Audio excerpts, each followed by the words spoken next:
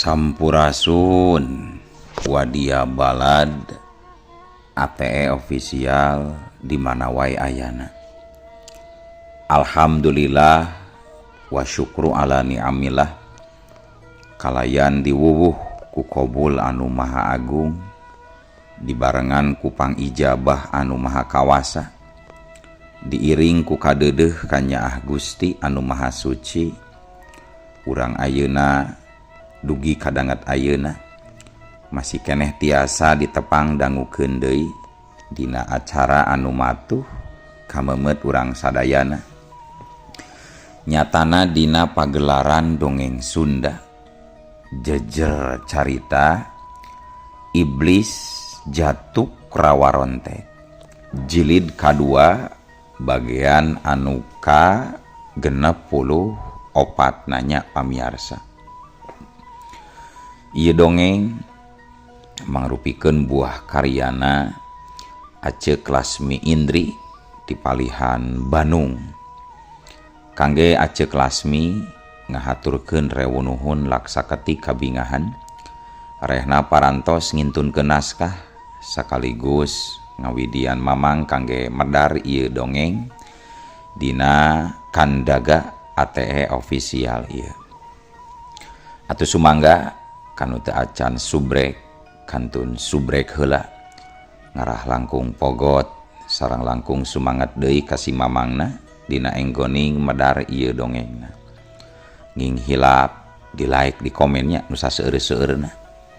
Lainna naon mamang masok bingah kitunya upami maosan komentar-komentar ti para wargi sadayana teh. Kalintang bingahna deui upami mah link video mamang ieu dipangeserkeun. Atuh ngarah teu nyangkolong tingkana waktos sumangga ayeuna mah urang lajengkeun deui dongeng Iblis Jatuk Rawaronte jilid kadua bagian anu ka 64na. Kumaha salajengna sora cikopina betot simbutna pagan heula tali kolorna bisi morosot merezel morozol uzel-uzelan di tengah jalan tumpak dung dung tas.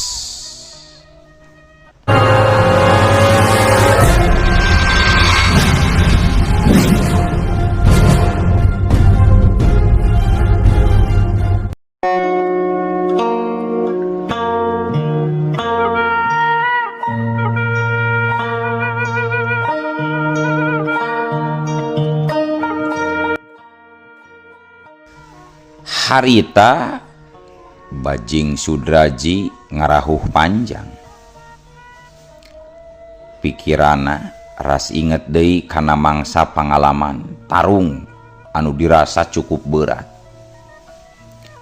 Salila makalangan di dunia makalangan di dunia kajawaraan tuluy ngalanglang jagat ngalanglang buana manehna pernah ngalaman hiji pakalangan anu kacida berat. Inget pisan manehna waktu ngalawanan si Gisang Mahera di mana eta jalema mibanda jurus ilusi tingkat dewa nyaeta Silung Sapak Jarana, di mana ajian Silung Sapak Jarana mun geus dipetakeun bisa ngeureunkeun putaran waktu tatanan alam hirup jeung huripna pon nya kitu deui saperti aliran tanaga, aliran hawa jeung aliran getih oge. Jadi paeh moal bisa maju, moal bisa gerak. Lamun eta ajian Silung Sapak Jarana geus dipetakeun. Otomatis jalema anu metakeunana bakal ngawasa musuh 100%. Satuluyna gampang pikeun mateni lawana. Gampang oge pikeun ngarobah ingetan jeung alam pikiran lawana. Bajing Sudraji pernah kapangaruhan ku jurus eta anu dipetakeun ku si Gisang Mahera. Ilmu utama Gisang Mahera nyaeta ajian cincin mata iblis di mana inti kekuatan tina samagaha panonpoe.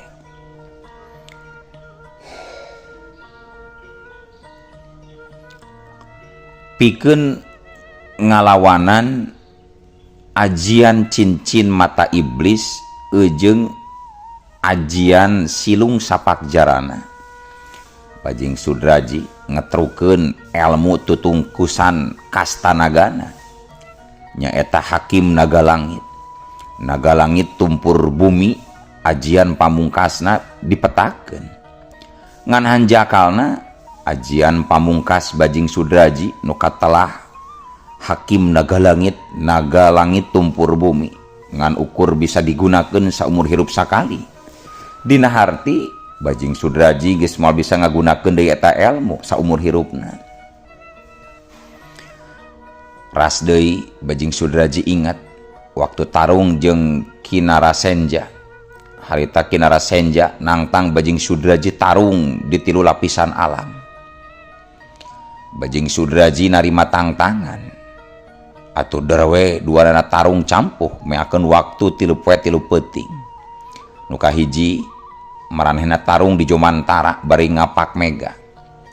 Sing saha nu ragrag kana lemah eta nu eleh.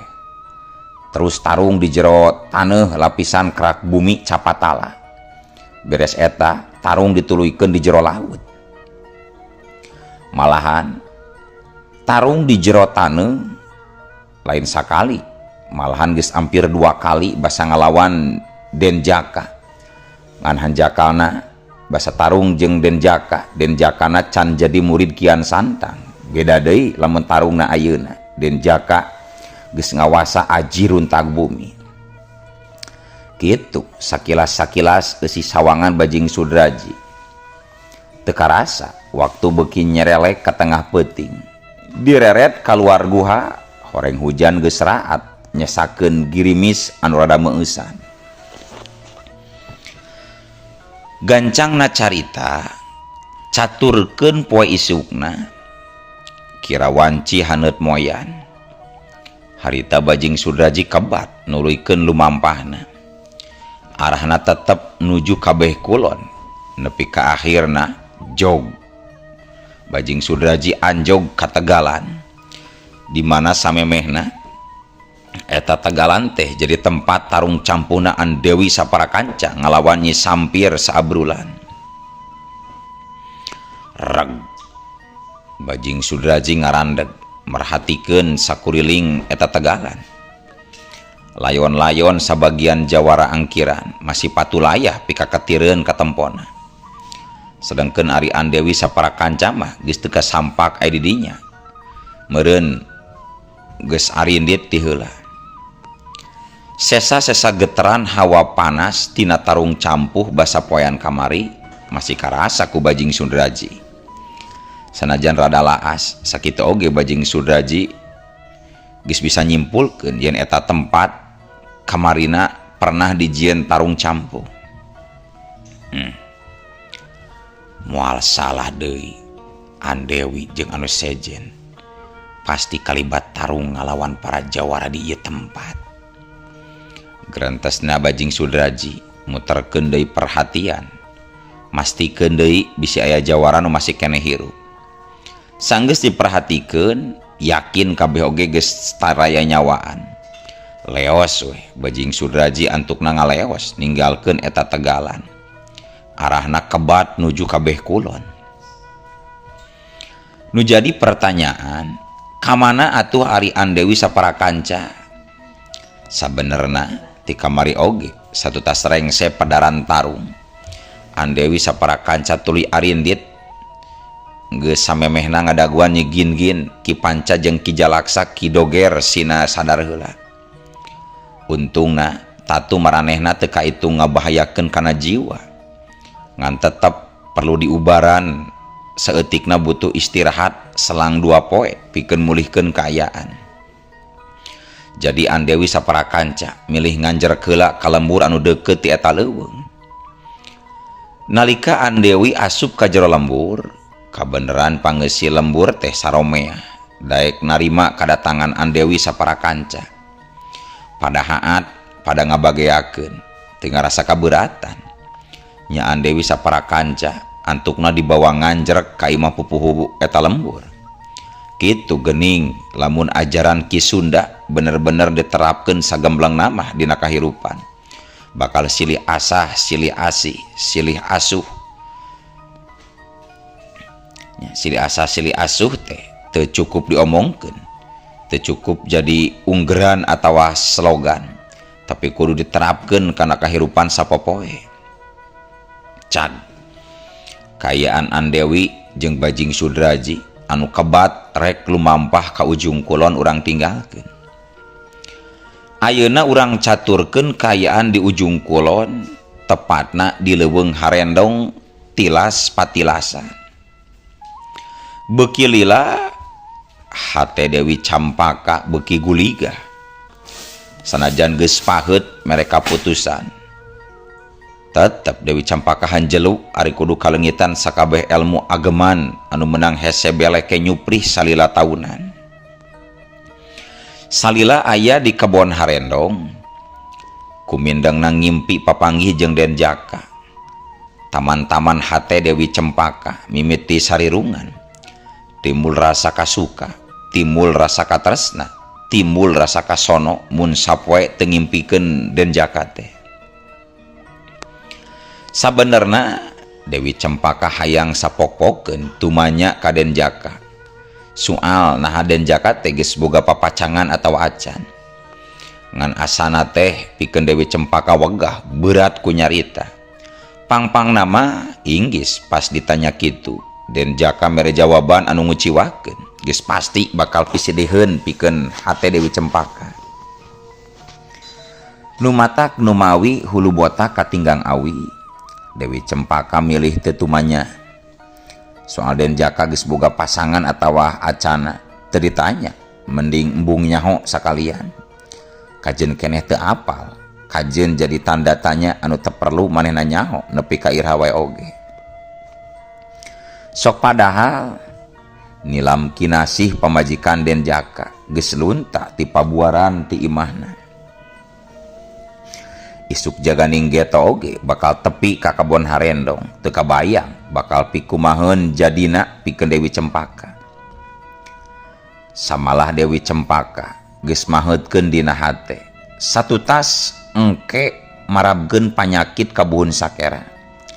Manehna geus nandeskeun rek tetep renggenek di eta tempat, hayang jadi batur panglipur simpena hatena Den Jaka. Mahena oge janji rek neangan cara hayang ngabebaskeun Den Jaka tina kapapatenan jadi pilar pangapes keur salawasna. Sabab mahena yakin sagarupa masalah di alam dunia tangtu aya jalan kaluarna. Sedengkeun Nini Suketi salaku badega satiana Dewi Cempaka kadang sok heran nenjo perbedaan sikap Dewi Cempaka. Aya nama Dewi Cempaka loba ngalamun, rajeun sering diuk gigireun Den Jaka bari ngarangkul. Hiji waktu si Nini pernah tumanya, "Ndoro Nimas, hampura. Ieu Nini bade tumaros." "Tumanya soal naon ni?" cek Dewi Cempaka ngareret nyumiratkeun ceureuleukna siki panon nu kapantul sinar panon poe. "Ieu teh apanan urang geus lila tepi ka dieu ka patilasan. Terus rek iraha Ndoro Nimas rek marabkeun panyakit ka buhun sakera teh Nimas?" tanya Nini Suketi. Meureun tujuan utama datang ka dinya teh can dilakukeun keneh wae sakitu geus sabaraha minggu aya di dinya. "Ni teu sagawayah urusan jeung sakera teh Ni. Urang perlu perhitungan anu asak jeung neang waktu anu tepat pikeun marabkeun panyakit abdi ka buhun sakera Ni." "Nah, make kedah aya perhitungan sagala Ndoro Nimas." "Ih, sabab mun urang gagabah teu ngalakukeun dina waktu anu tepat, bisa-bisa anu diparabkeun teh lain panyakitna wungkul, bisa-bisa nyawa kula oge milu kaparabkeun ini." "Nah, ari waktuna tepatna teh iraha kitu eta teh Ndoro Nimas?" "Waktu tepatna kewe di mana buhun sakera teu baruntak teuing. Urang kudu ngadaguan mangsa buhun sakera keur leler tina mahabuna. Oh kitunya nyaheug atuh teu nanaon. Ngan nini ieu teh aya pertarosan deui ka Ndoro Nimas. Soal naon deui Nini? Tipoe kapoe ditingali-tingali teh Ndoro Nimas asa mindeng ngalendean jalma anu keur menukung diuksila Sinuku Tunggal tapak teh. Sikep Ndoro Nimas jiga-jiga kabeubeureuh ka eta jalma teh. Nini ngarasa heran. Nah Ndoro Nimas bet bisa kitu. Memeh ngawalon Dewi Cempaka imut ngagelenyuk, ngembang imut kareueut matak hayang ngegel pikeun lalaki nu teu loheor. Atuh barabat we akhirna Dewi Cempaka ngaguar carita ngabejakeun soal mindeng ngimpi papanggih jeung Den Jaka anu keur tatapa.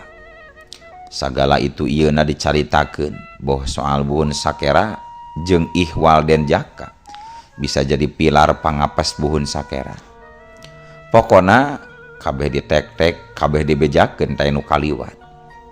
Di akhir guaran carita anana semu kaeraan Dewi Cempaka negrakeun eusi hate. Mun mah manehna mimiti aya rasa suka ka Den Jaka. Nu matak Nini ulah heran.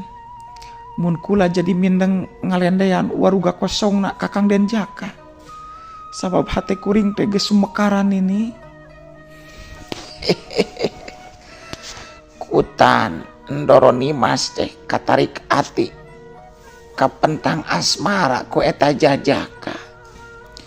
Nini mah kaget we nu aya. Sabab salila Nini nyarengan Ndoro Nimas utamana ngabaturan di Gunung Tidar. Ndoro Nimas teh pancan pernah katingal katarik ati ku lalaki mana wae oge.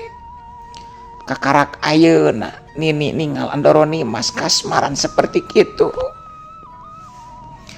Nya soal eta kula sorangan oge teu paham ni. Sabab ari ngaran urusan hate mah teu bisa dihayang-hayang, teu bisa diembung-embung. Eta mah ngocor saguluyurna, ngalirna cai di wahangan ini. Walon Dewi Cempaka. Ari keur Nini mah nya no problem lah. Teu masalah Ndoro Nimas. Keur masih Jajaka anu keur menekung diuksila Sinuku Tunggal teh rupana kasep. Jaba Gagah, Sembada, Jaba Sakti, nya wajar we mun Nimas bisa kitu. Keun teu jadi masalah. Nu penting keur Nini mah Nimas buru-buru cager tina pilara ajian kapahi. Nyani dumasar kitu. Kula boga niat hayang ngabebaskeun Kakang Den Jaka. Kumaha carana Den Jaka supaya bisa lepas tina jadi pilar pangapes buhun sakeran ini. Pangkat urang-urang mun hayang ngabebaskeun manehna asa mustahil atuh Ndoro Nimas. Urusan jeung buhun sakera perlu kemampuan tingkat adiluhung, adidaya jeung digjaya. Sagarupa masalah di alam dunia ieu kuring yakin pasti bakal aya jalan kaluarna Nini. Pasti aya bong-bolongan. Sanajan hese lir hesenan yangan jarum dina tumpukan jarami. Nya eta mah kumaha Ndoro Nimas we. Nini mah sakadar nuturkeun jeung ngadukung. Ngan omat engke di mana pamaksudan teu kabiruyungan. Atawa harapan teu saluyu jeung kahayang ulah jadi matak peunggas harapan Ndoro Nimas. Soal eta tenang we ni kuring lain budak leutik deui.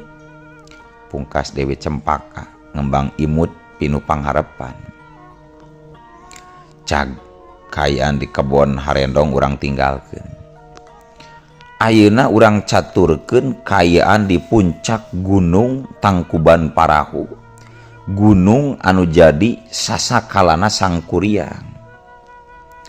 Ari sangkuriang teh asal kecap nama tina sang guru hiang, hartina guruna para sanghyang.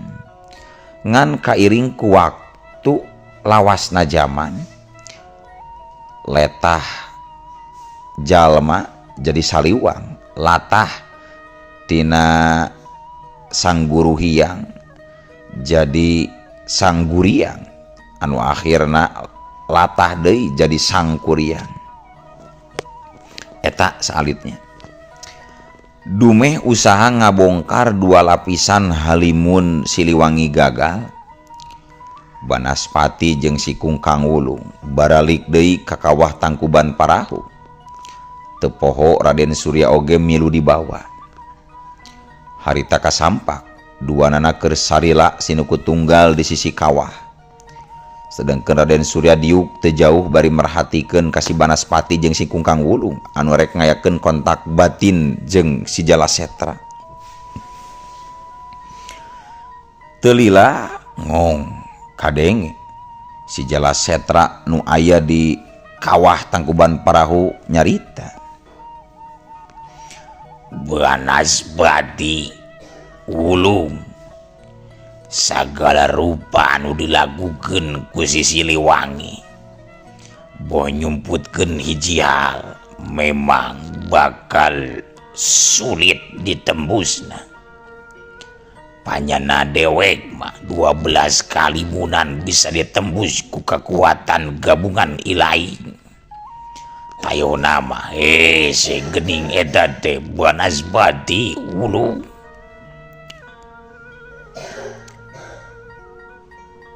Nya eta kitu ki, padahal tinggal 2 lapis deui antara lapisan ka-11 jeung 12. Ngan kula jeung si Banaspati kaburu beakeun tanaga manten.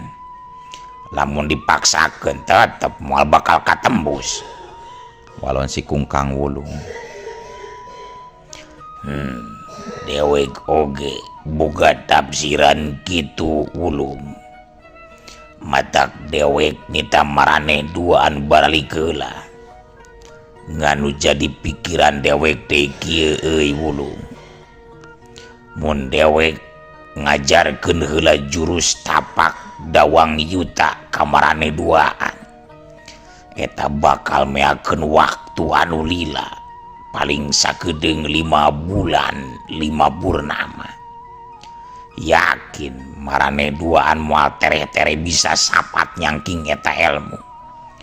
Butuh waktu 5 purnama. Sedangkan waktu dewek di jero kawah geus samporet deuleu. Gitu. Lamun gitu mah tetep riweuh atuh Jalasetra. Ceuk Kungkang Wulung. Nyaeta dewek oge bingung ieu teh deuleu Wulung. Sabenarna ieu teh aya jalan sejen supaya urang bisa ngancurkeun 12 lapisan halimun Siliwangi Jalasetra.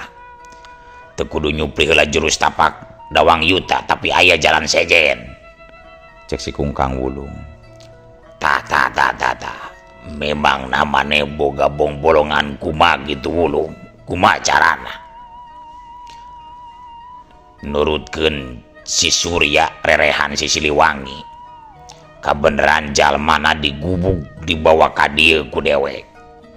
Cenah 2 lapisan kahalimunan si Siliwangi teh bisa dibongkar ku cara ngagunakeun 2 pusaka manehna. Nyatana keris naga runting jeung kujang cakrabuana si Siliwangi cenah Jalasetra. Hah? Keris naga runting jeung kujang cakrabuana? Tanya Ki Jalasetra semu kaget. Nya bener Ki, cenah kitu cek si Surya Dinatama. 12 halimunan ukur bisa dihancurkeun ku kujang cakrabuana jeung keris naga runting si Siliwangi. Cek si Kungkang Wulung nandaskeun. Waduh, nah maneh apal teh ari kujang cakrabuana deuleu Kungkang Wulung? Cek Ki Jalasetra malik tumanya. Nya kujang Cakrabuana teh kujang tutungku Sasi Siliwangi. Walon si Kungkang Wulung. Eta kujang teh deuleu nu harita ngancurkeun jurus salapan tingkat bintang Cakrawala dewek. Lamun teu karna pusaka eta jurus bintang Cakrawala hamo bisa eleh sanajan dihurup ku si Den Jaka kunaga Braja jeung anak masih Demang Dewangga alias anak masih Giriwangi oge deuleu. Terus kumaha atuh numutkeun Andika ayeuna Jalasetra? Nah perlu urang tanya si Surya Dinata di mana disimpenna eta dua pusaka si Siliwangi teh? Tanya Kungkang Wulung. Percuma deuleu, percuma Wulung. Sanajan si Surya Dinata nuduhkeun di mana disimpenna eta dua pusaka, tetep bakal meakeun waktu lila pikeun neneanganana. Leuheung lamun disimpen wungkul. Kumaha lamun aya nu ngajagaanna, pan bakal meakeun waktu lila deui wae sia deuleu. Wulung, Cek Ki Jalasetra kapikir nepi kadinya. Terus kumaha tuh jalan kaluarna nu leuwih bisa nyingkatkeun waktu ieu teh Jalasetra? Nyaeta dewek oge bingung ieu teh deuleu Wulung. Cara nama iwal dewek sorangan anu kudu hanjat nuju ka patilasan pikeun ngancurkeun 12 kalibunan si Siliwangi. Tapi lamun dewek hanjat mustahil bisa dilakukan sabab baruga dewek wal bisa hanjat ari can kapuhit Aji Muara Braja mah. Sakalina nekad tatapak asup ka jero kawah daek dedaek kudu sajucungna. Mun satengah-satengah waruga dewek pasti bakal malik hancur deuleu Kungkang Wulung. Atuh jep saheuleut kabeh teh nu cumarita meureun bararingung ku pipetaeun neang cara sangkan hasil pamaksudan tanpa meakeun waktu lila. Akhirna pok Ki Jalasetra nyuara deui. Ari laing kunaon Banaspati kita tadi ngabetem we jiga nu nyeri huntu kudaon barusuh gilu nyarita merebong bolongan sia teh Banaspati. Lah percuba loba carita jeung sia mah deuleu Jalasetra. Mending langsung kana intina we arek kumaha ieu jalan kaluarna ayeuna Jalasetra. Walon si Banaspati tegeug anggar Banaspati maka Jalasetra teh kurang resep. Ai ari nyane mata kieu oge justru dewek teh keur bingung deuleu. Atuh sugan we mane mah boga bong bolongan aya jalan komo meuntas. Lain ngabetem we jika anu teu boga udud jeung kurang ngopi deuleu sia mah Banaspati. Hei aki-aki asal ku sia nyaho aing ieu teh keur haroream nyarita deuleu. Aing cukup ngadengikeun we ke lamun geus aya katandesan kitu kieuna dewek kari ngalaksanakeun deuleu sia Jalasetra. Duh ai bane pan geus dibejaan dewek teh keur bingung ieu teh. Madakna nya kailaing teh sugan boga bong bolongan. Lamun boga bong bolongan maneh hegrada ka hardi tinggal laksanakeun ku urang kabehan deuleu sia Banaspati. Heug atuh ari sia keukeuh aing kudu nyarita mah. Ku aing sia dibere saeutik bong bolongan ku dewek sia deuleu Jalasetra. Cing sok kumaha bong bolongan ti laing Banaspati? Ieu dengekeun. Lamun urang rek meunangkeun kujang Siliwangi tangtu lain hal gampang. Tina meunangkeunna oge butuh waktu lila.